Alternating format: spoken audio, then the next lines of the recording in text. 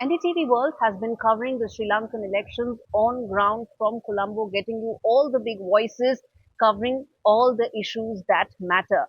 And to talk about AKD, the phenomena that he has emerged in these elections is Harini Amarasuriya, who's a member of parliament in Sri Lanka and a member of the national executive of NPP, AKD's party. Thank you so much, ma'am, for speaking to NDTV. Thank you for having me. Ma'am, this is an election where, while we've been doing only Colombo-centric, getting a feed of what's happening on ground, but the one name that keeps resonating again and again is AKD.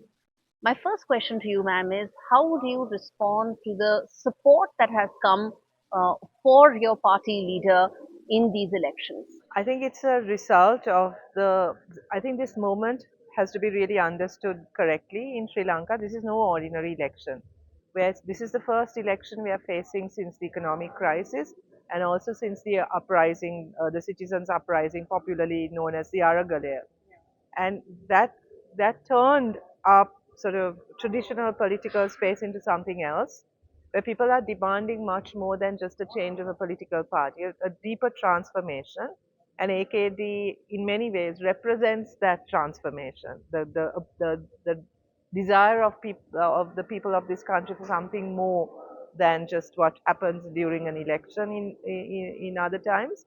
And that is why he's emerged as the front runner at this election, because he represents many of the many of the feelings, many of the demands that emerged out of the Aragalaya, a different political culture, a more just society, a more responsive government, more citizen engagement, more space for citizen engagement. So he represents all of this. But what is the issue, according to you, on which this election is being fought on? Because, if I spoke to some of the other candidates as well and to experts on ground, and the sense one gets is while economy is a major issue, economic recovery in the last 2 years is another factor. The fact that, that Sri Lanka has come back from the brink in the last 2 years. So, in your assessment, in your party's assessment, what are the two, three key issues on which Sri Lanka is going to vote? I think the key issue this time for voting, yes, the economy is a huge issue, but people recognize or want to understand better why the economic crisis took place in the first place, right? Why did this happen in this country? And I think there's a lot of discussion around the need for a political reform.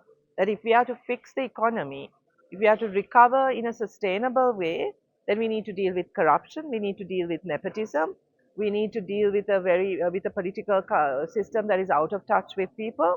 That these issues need to be resolved if we are to sustainably build the economy. So you cannot sort of separate the two issues, the political reform plus the economic reform as in this election. That's why these two will go together.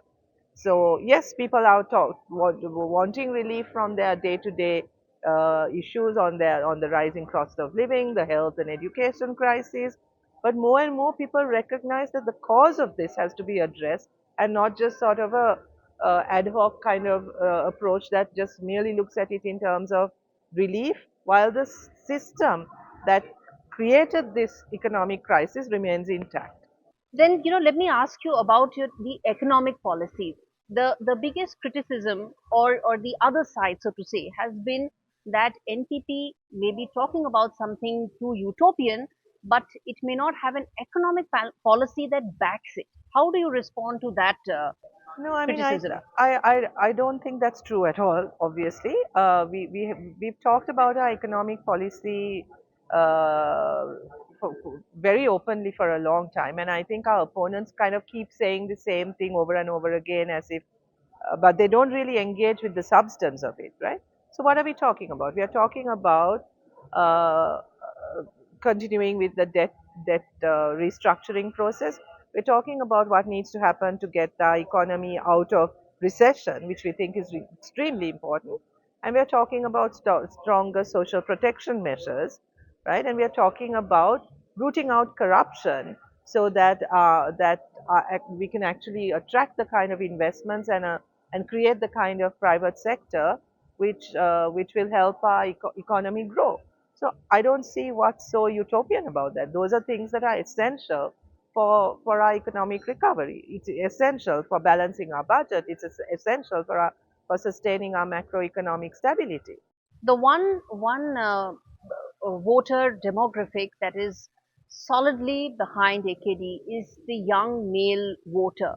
And the question I ask you is that what has got this young male voter or the young voters hooked to the AKD plank? Is it jobs? Is it employment? And if so, then what is your party's plan to increase employment, get those jobs going?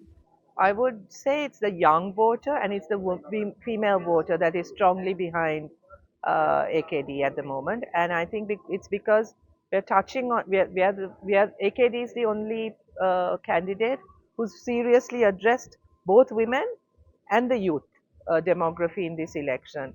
A, by talking about the burden that women have faced as the main sort of victims of this economic crisis and the need to provide quick relief for that in terms of ensuring food security, dealing with health and education.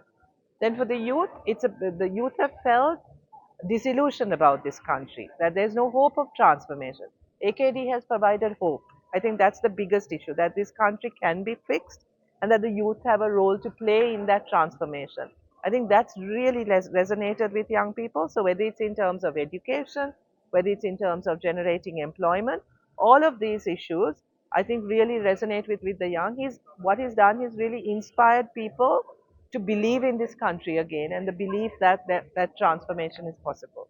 My final two questions to you, Harini, is one is I have to ask you this that sitting in New Delhi, some of the election rhetoric that comes in, you may take it with a pinch of salt, but the fact is, what is AKD's idea in terms of the India Sri Lanka relationship? And what does he feel about Colombo's future ties with New Delhi and, of course, also with Beijing? He had a very successful visit to India a few months ago. We are conscious of India's position in the world and India's ambitions uh, in terms of how it sees itself in the world. And India is our closest neighbor, right? So we are sensitive to India's concerns about maintaining regional security and also positioning itself as a global leader. So we want to work closely with India. We look forward to working closely with India, and we think that um, sort of the fact that we will be creating systems that make it possible for Indian investors, for Indian tourists So to you're be okay with Indian investments, Indian investors, absolutely, Indian businesses coming absolutely, and getting investments here, creating jobs, which is the main issue for you? absolutely. What we are saying is we will set up procedures for transparent, accountable, and corruption-free uh, procedures for investors to come in. And we invite Indian investors who are interested in working with us to come in and invest. Procedures have to be followed. We want to ensure that there's a corruption-free climate for investors. We want to be transparent in how we select our investors and how we work with investors. And as long as the interests of the investors align with our agenda for development, I don't see any problem. All right, Harini, thank you so much for speaking to NDTV and taking out the time. And I wish you and your party the very best in these elections and also look forward to engagement for India and Sri Lanka going forward. Thank you very much.